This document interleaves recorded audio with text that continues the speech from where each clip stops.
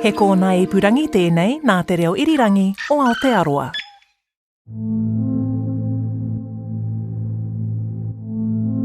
There was like a really good video that made the rounds recently. It was Moana Maniputo interviewing Jermaine Clement, and people were really moved by it.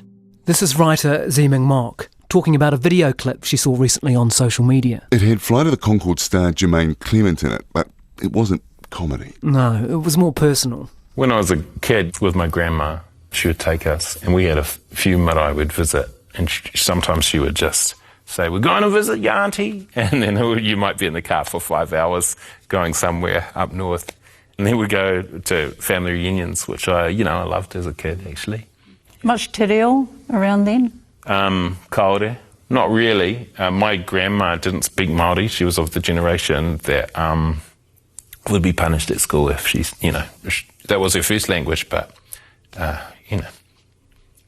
they get hit if they speak.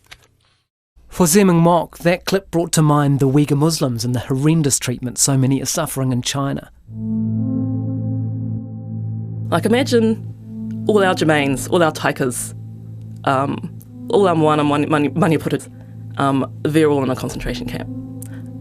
And after they've done their time in concentration camp, they're going to be made to work in a factory. That's what's happening, that all the writers, all the intellectuals, all the professionals,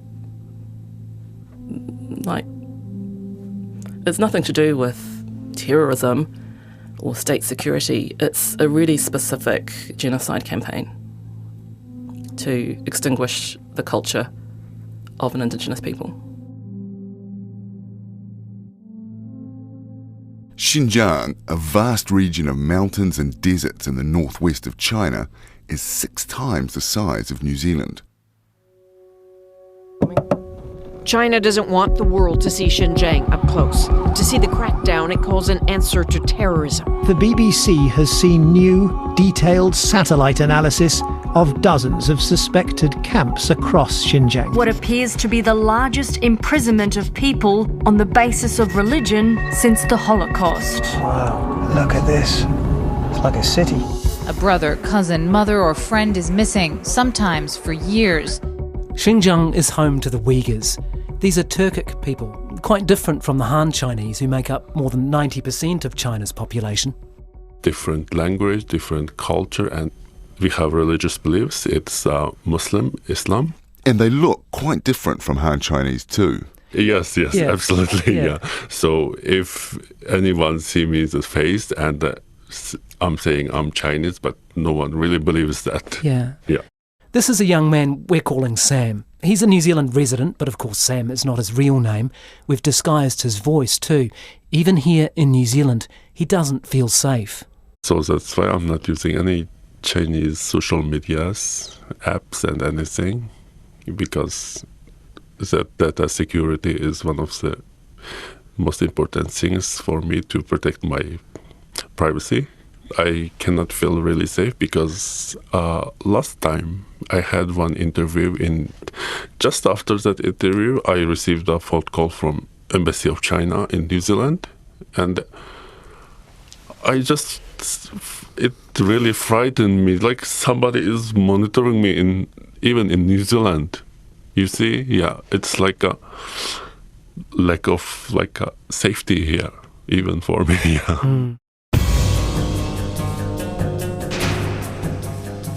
Are we paranoid? The things that were happening to me, break into my office and a series of other events, they were designed to scare me. Or is the Chinese Communist Party out to get us? The choice is not between Washington and Beijing. The choice is between sovereignty and servitude. From RNZ and Bird of Paradise Productions, this is Red Line. I'm John Daniell. And I'm Guyon Espiner.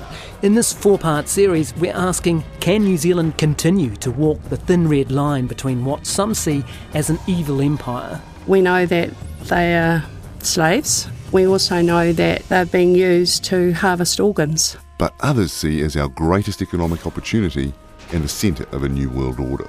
I do have a lot of respect for the things that they're doing. I mean, they have a vision. They are literally going to build a kind of platform but from China through to Europe.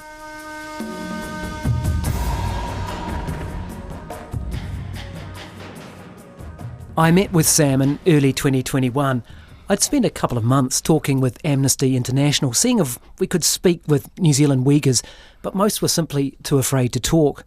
And Sam fears that his family are among the 1 million Uighurs who are in concentration camps in China. Since 2019, he's lost contact with them entirely. I cannot call. Even I called, there's nobody picking up the phone. Really? And yeah, I have no idea what's going on and what happened to my families. Yeah. Are we talking about your mum and dad, or? Yes, my whole families, yeah. I think our family is really good people, and we don't have any illegal things, or don't have any criminal or any convictions, any charges, nothing else. And I'm not sure they are in the concentration camps or not. I'm not really sure that, because I cannot get any information about that yet. So just to be clear, you're not certain whether your mother and father are in concentration camps or not? Yes, I'm not sure that, yeah. And when you try to ring them, you can't get hold of them? Yeah, I cannot get any contacts, yes. Yes, it's really heartbreaking, and it's not only me, and I believe a lot of Uyghurs in other countries also facing the same issues. They cannot find any relatives, any friends or anyone, and how they're doing in China, and what kind of living conditions, and where they are, and there's no clue. Chinese diplomats in New Zealand refused to speak to us for this podcast, despite repeated requests. But others around the world, such as China's ambassador to Britain, Liu Xiaoming, have insisted Uyghurs are not being persecuted. This is not true. The facts just show the opposite. People in Xinjiang enjoy a happy life. Here he is on the BBC's Andrew Marr show. China, of course, is strongly opposed to any torture, any persecution, and discrimination of any ethnic group people. This is not the case in China. There's no such a concentration camp in Xinjiang. Can I ask you why people are kneeling, blindfolded and shaven and being led to trains in modern China? Why? What is going on there? I do not know where you get this videotape. You know, sometimes you have a transfer of prisons and prisoners. But Sam makes the comparison we've heard many times making this podcast, likening what the CCP is doing in Xinjiang to the Holocaust.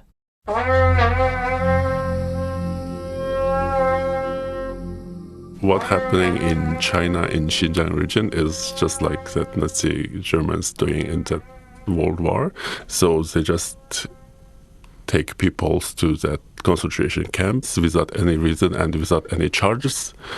A lot of university teachers, doctors, and they held in the concentration camps for re-education. I just cannot understand, because that people are really famous and they're really doing good job in universities in Xinjiang region. So I can't understand why is the reason for send them to the concentration camps.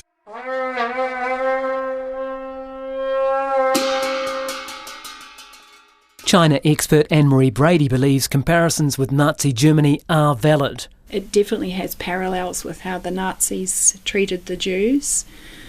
There are estimated over 1 million Uyghur men and women in what look like concentration camps, and now some of them are being moved into jails, and their children are in orphanages. There is documented evidence on the women being sterilised. The people who are coming out of these camps show signs of torture. One by one, Western countries are labelling it a genocide. America came to that verdict in January 2021 on Donald Trump's last day in office. Joe Biden's new Secretary of State, Anthony Blinken, doubled down.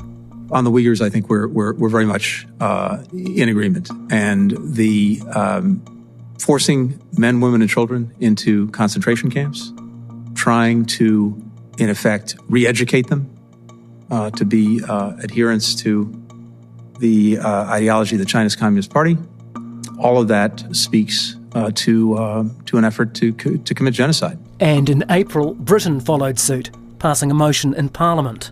That this House believes that Uyghurs and other ethnic and religious minorities in the Xinjiang Uighur Autonomous Region are suffering crimes against humanity and genocide. Shortly after that, in May of 2021, the New Zealand Parliament also condemned China's actions against Uyghurs in Xinjiang, although New Zealand refused to call it a genocide. While the New Zealand government has grave concerns about the human rights situation in Xinjiang, we have not formally designated the situation as constituting a genocide, and a formal legal determination should only be reached following a rigorous assessment on the basis of international law. While New Zealand's Foreign Minister Nanaia Mahuta was choosing her words carefully, a hugely influential British political figure created his own YouTube video titled "New Zealand Sells Its Soul to China." It's been watched by over 100,000 people. The absolutely shocking, stunning statement that has come from the New Zealand Foreign Minister, backed up by the New Zealand Prime Minister, Jacinda Ardern, that effectively they are launching a new close alliance with China, and they are effectively leaving the Five Eyes intelligence network.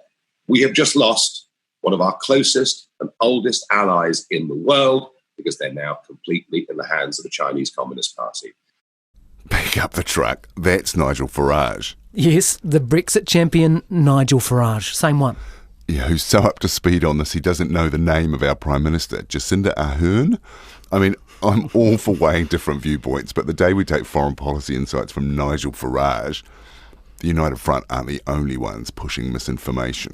Well, of course, New Zealand isn't leaving Five Eyes or forming a new alliance with China. It's just plain wrong. And it's not like we haven't diverged from the Western alliance in the past. We went nuclear-free in the mid-1980s and got booted out of ANZUS, but we stayed in Five Eyes. Yeah, we came under pressure then, and we're coming under some pressure again now. And it's not just Nigel Farage. It comes from a number of populist politicians and media commentators in the Five Eyes countries. And it stems from these comments. The Five Eyes has a particular remit, and to call on to expand the remit of the Five Eyes for other things, such as, for example, the position that we've taken in relation to Hong Kong, expands the remit of what the Five Eyes was set up to do, and we're not prepared to do that.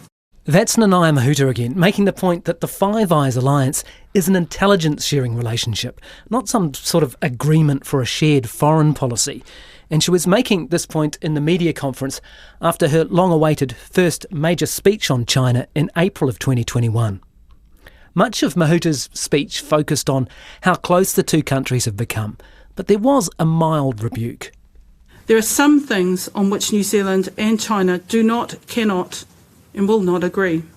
Sometimes we will therefore find it necessary to speak out publicly on issues, like we have on developments in Hong Kong, the treatment of the Uyghurs in Xinjiang, and cyber incidents. You can see that as careful diplomatic language, or criticise it for being too weak, but it's certainly a stark contrast to some of the language being thrown around across the Tasman.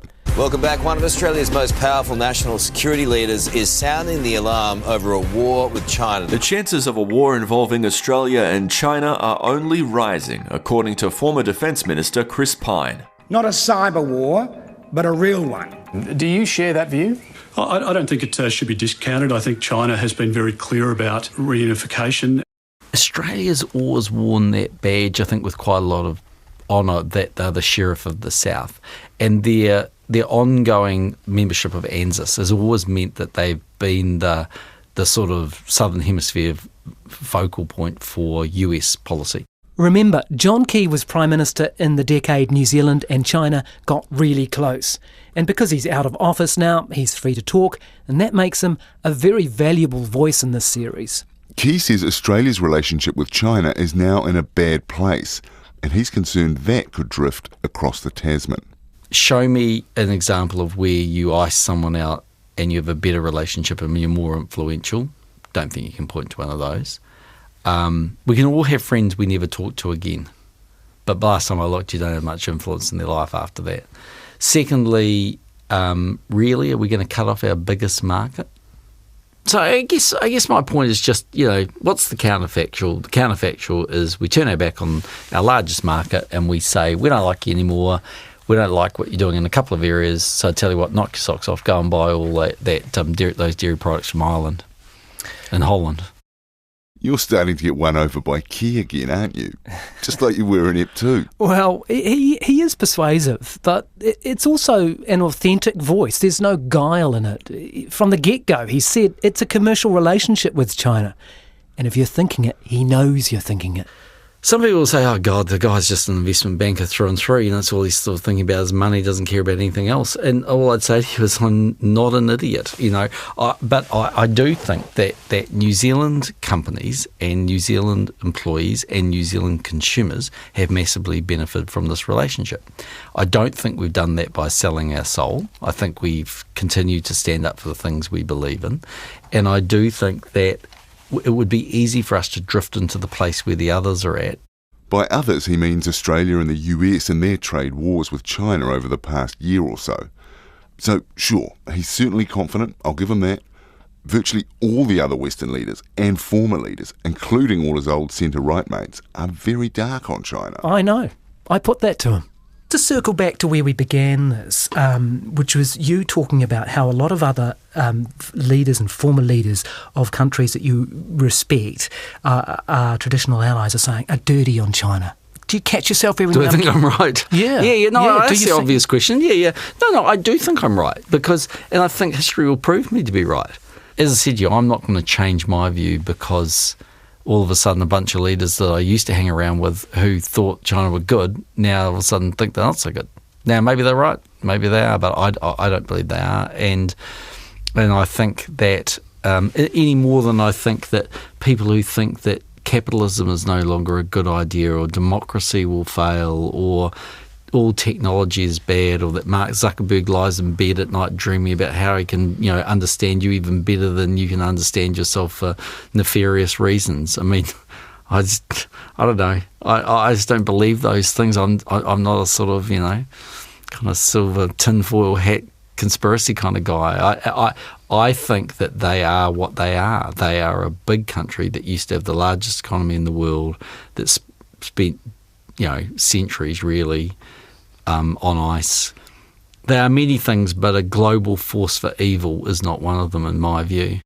So he's answered our question. Are we paranoid or is the CCP out to get us? It's paranoia. It's a conspiracy theory. The thing is, he is so close to China. He is literally on Xi Jinping's Christmas card list. Calls me a friend, and I think he sort of means that.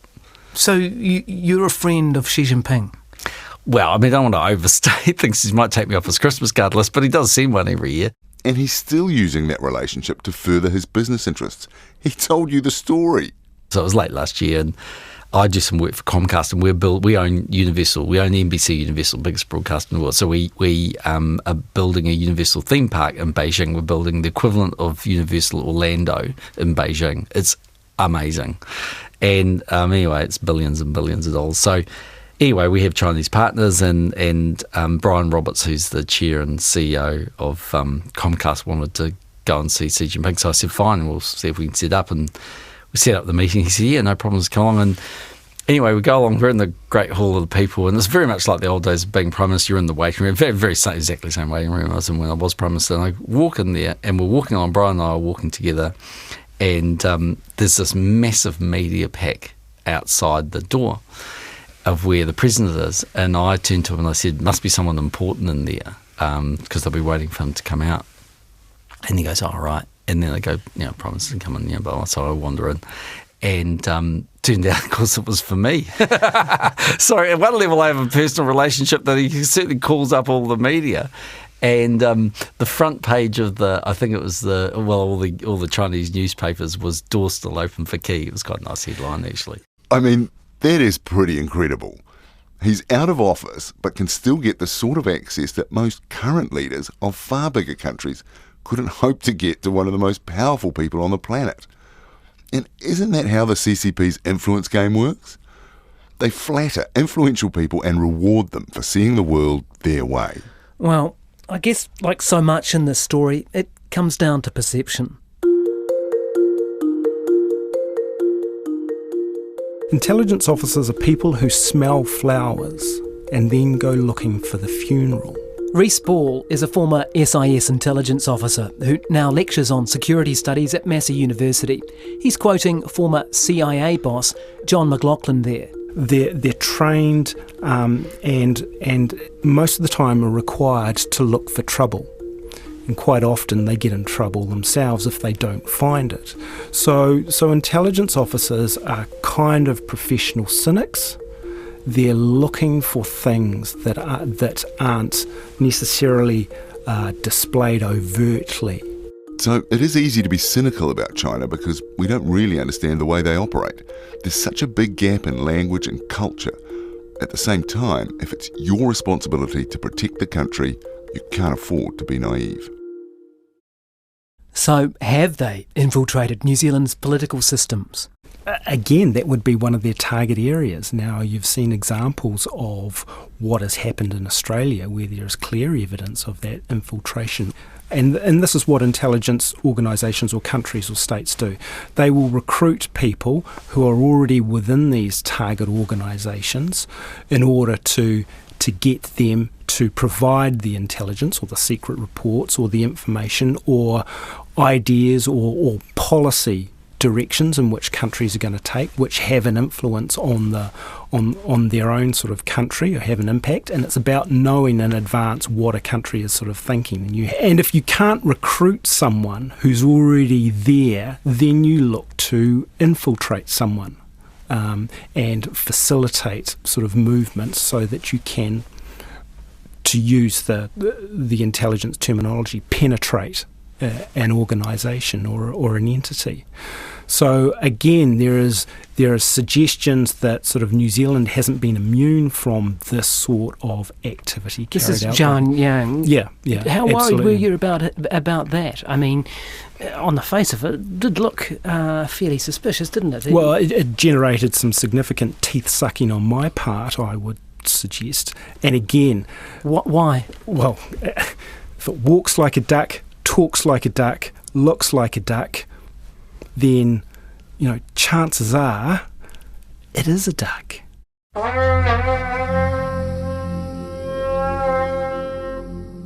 Jian was a National Party list MP between 2011 and 2020. In 2017, Newsroom published an exclusive investigation 10 days out from the election. It was a ripper. But in this story we ask, who is the real Jian? Why has our SIS taken an interest in him? And why does his military intelligence background in China not seem to appear on any of his official CVs? The National Party MP had studied, then taught at Chinese military schools before moving to New Zealand and had been under investigation by our spy agency.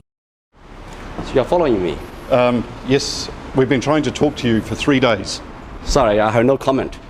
We've been trying to talk to you for 3 days. We need to talk to you about your links with Chinese military intelligence. That's journalist Mark Jennings there reporting for Newsroom. And though Yang wouldn't talk to Newsroom, he held a press conference after the story broke, denying he was a spy. I refute any allegations that question my loyalty to New Zealand. But he admitted that some of his students did go on to be spies.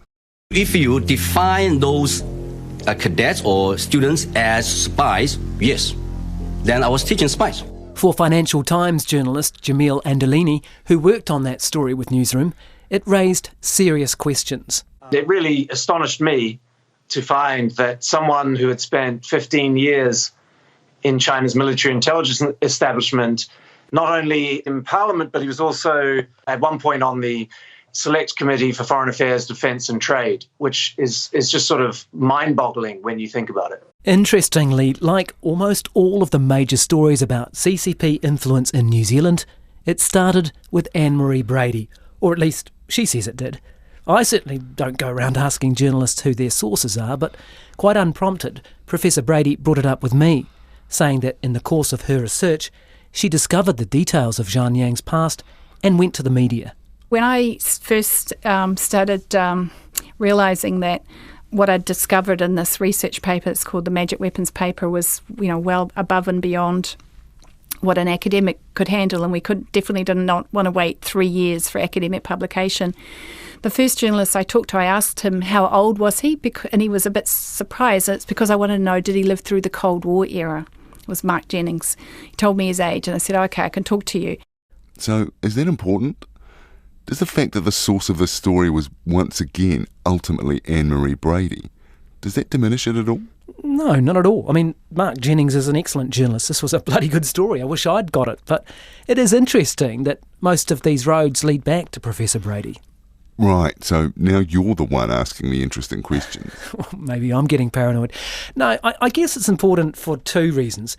Professor Brady is the source of almost all these stories calling out CCP influence. That means A, she's virtually the only one with the language skills and the knowledge to do this in New Zealand, and B, she does see the world through a certain lens, and I think it's fair to factor that into any assessment.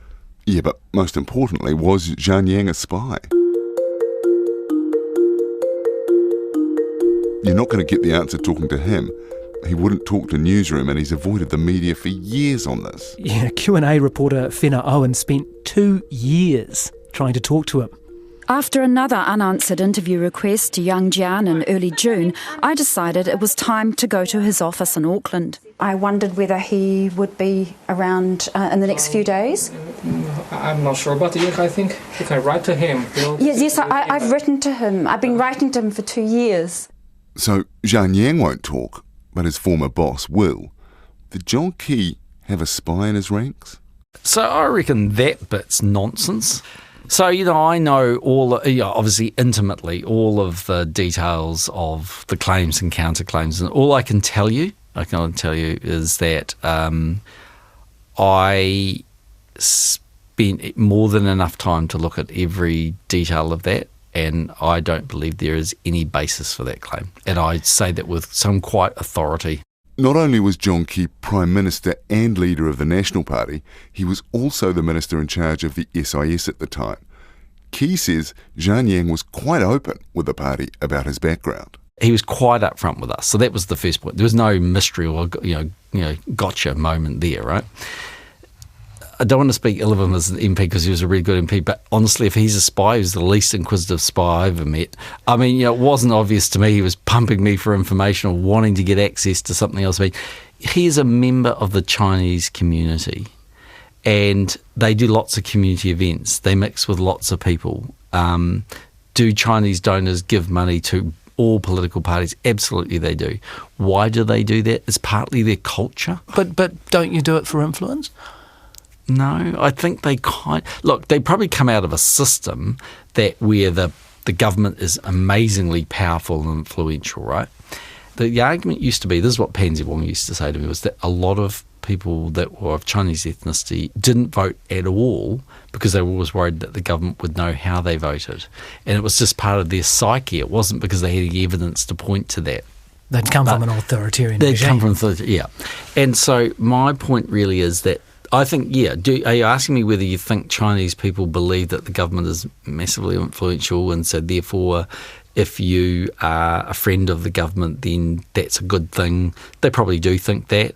But was there any evidence that it actually ever changed anything? In my view, no. Why was the SIS looking at Xinjiang then? Well, because I can't go into all of the details, but my point is just that there are always, if there's a flag that's raised for any particular reason, it's investigated. And all I'm telling you is I am very, very comfortable that he is absolutely above board.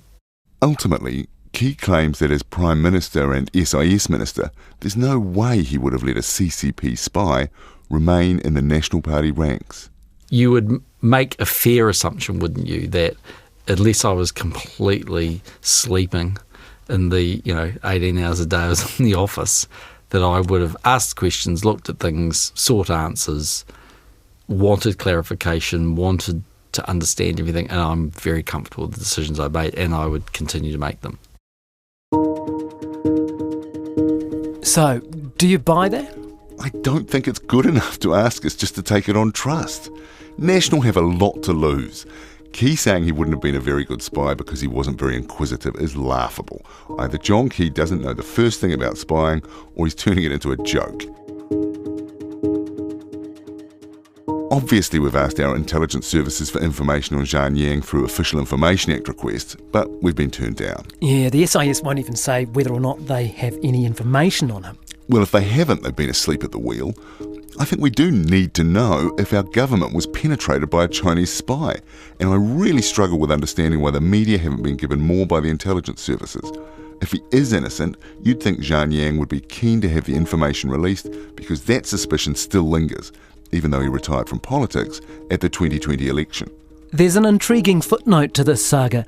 The veteran political journalist Richard Harman says National and Labour cooked up a deal so that both their ethnic Chinese MPs would resign before the 2020 election. Yeah, both Zhang Yang from National and Raymond Ho from Labour had been suspected of being too close to the CCP, and they resigned within 11 days of each other in July 2020.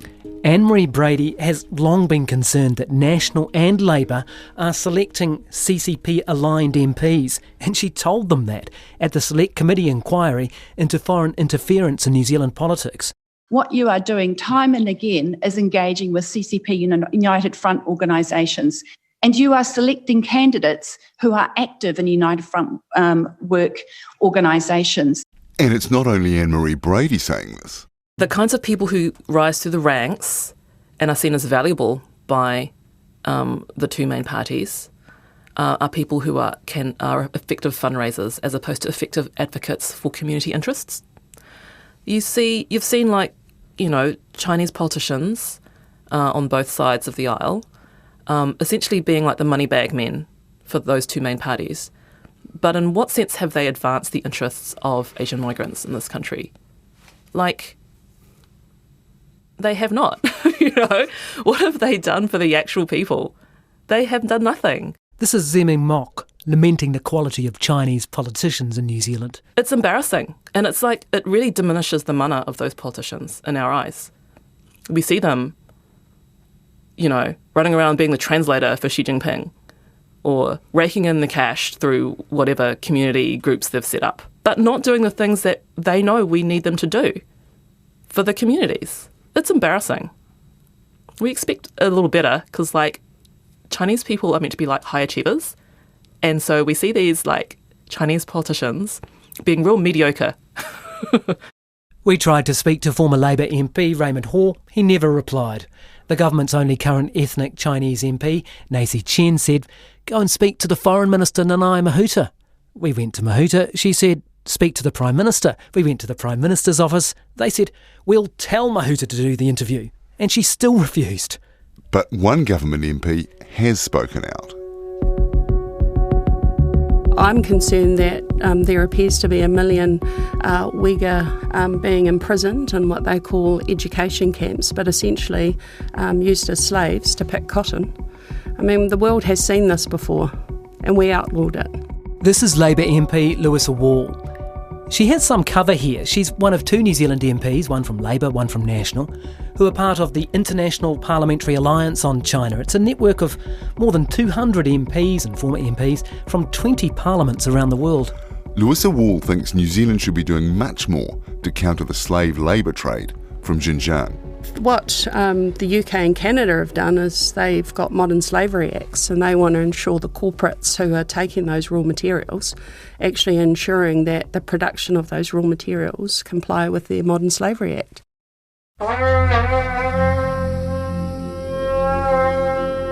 Louisa Wall also goes where no other government MP is prepared to go, into the claims of organ harvesting, taking the organs of prisoners and political dissidents and selling them on. It's not just some wild allegation. An independent People's Tribunal chaired by Sir Geoffrey Nice, a British QC, has concluded this is exactly what's happening. Geoffrey Nice previously worked with the International Criminal Court. He was the lead prosecutor in the war crimes trial of former Serbian President Slobodan Milosevic in The Hague. On organ harvesting, he did this huge report called the China Tribunal that said that the killing of political prisoners for organ transplants is continuing in China and that many people have died indescribably hideous deaths in the process. Victim for victim and death for death, the gassing of the Jews by the Nazis, the massacre of the Khmer Rouge or the butchery to death of the Rwanda Tutsis may not be worse than cutting out the hearts, other organs, and the very souls of living, blameless, harmless, peaceable people. Any who interact in any substantial way with the PRC should now recognize that they are, to the extent revealed in this judgment, interacting with a criminal state. And again, the comparison with Nazi Germany, which is hard to accept too, isn't it? Like that saying that the first person to raise Hitler loses the argument. Yeah, when you're talking about harvesting human organs, it's so horrific that it's hard to comprehend. Here's Lewis of Wall again. The Uighur population and also the Falun Gong population, both have been designated as prisoners of conscience in China. It means the ramifications for those two groups specifically has been investigated. And we know that they are slaves. We also know that they're being used to harvest organs. That is part of a capitalist system. Part of a capitalist system? How? Because somebody wants to buy them. I mean, that's the reality of harvesting organs by force, is that there has to be a market that wants to purchase those organs. And based on a report from Lord Justice Nice from the UK, we now know that forced organ harvesting is occurring to service a global market where people are wanting hearts, lungs, eyes, skin. Now, it's important to remember that these horrendous allegations are made against a political party, the CCP, not the Chinese people. Yeah, that's worried me right through making this series, this idea that stirring all this up can somehow help unleash a tide of racism against Asian people. But again, I defer to Zeming Mok. You know, we've been living in a racist storm in this country for hundreds of years. Yeah, we got some more like racism during COVID. That would have happened with or without any political angle on genocide whatsoever.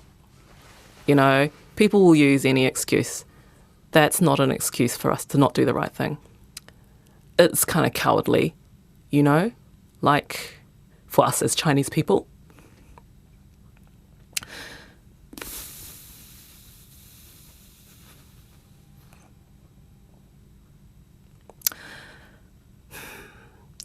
The Germans went through something after World War II. They had to assimilate the reality of what they had been responsible for.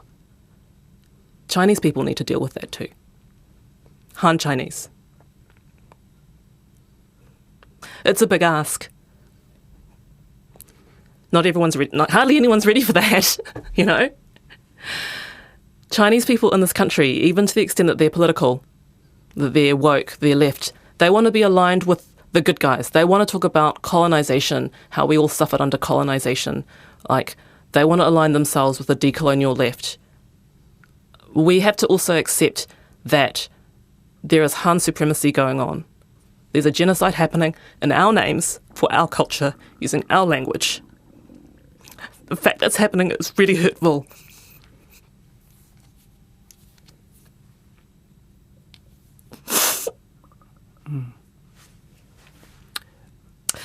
Yeah, the fact that that's happening is really hurtful because it taints your relationship with your own culture.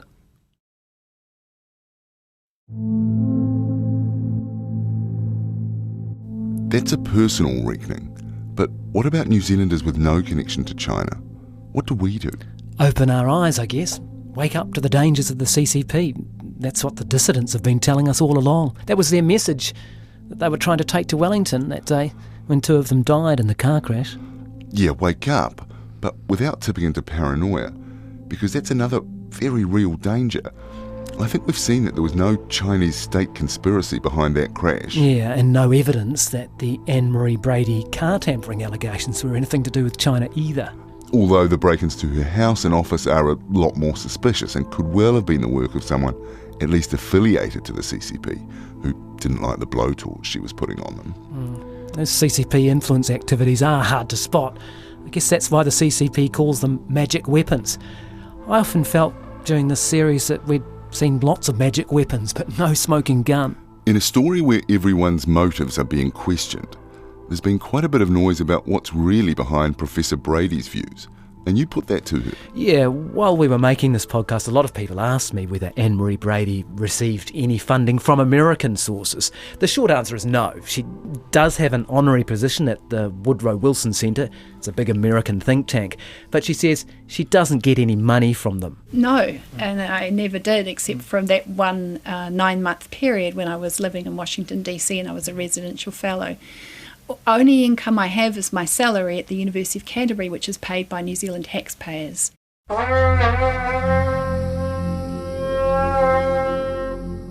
So, what about the big one though? The one we asked at the top of every episode. Are we paranoid? Or are the CCP out to get us?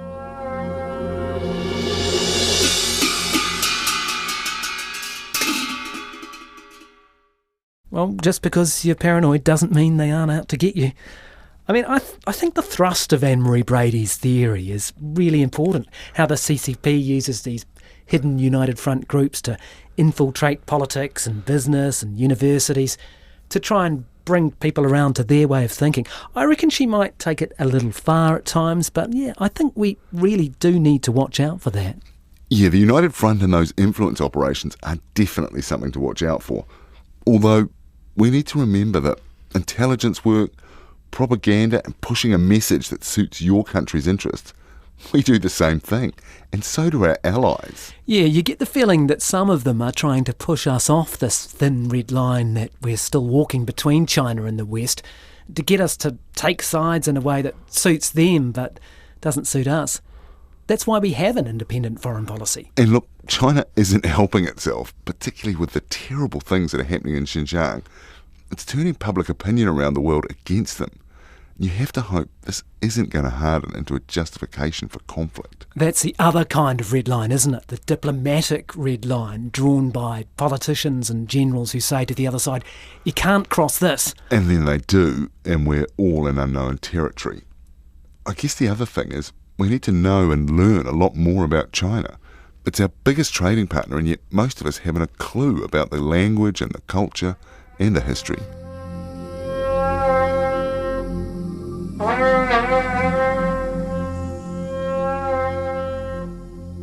After nearly a year of looking at all this stuff, I still feel like a complete novice on China. And in my head, I keep coming back to the story that really shows all the stuff we don't know, we don't see. You know that guy, Henry Liu, the translator? Yeah, he translated for all those prime ministers dealing with China from Geoffrey Palmer in the late 1980s. Yeah, so he told me the story. You know how China, in the middle of that big scrap with Australia, it delivered that message, that list to the Australian government, the list of things that had done wrong. Oh, that's right, the list of sins. Yeah, the list of 14 sins. 14 is inauspicious in Chinese, but how many people are picking that up? I don't know. So a normal monolingual Australian would not know that. Before we go any further, how bad is 14? I mean, if is it worse than our 13? Or? Oh, yeah, worse than our 13. Yeah. Yes. Just pretty bad? It's pretty bad. Yes, 14 is pretty bad. Is it the worst number going? Well, 14 means death. Oh. 4 is anything that ends with 4 is death. Oh. Yes.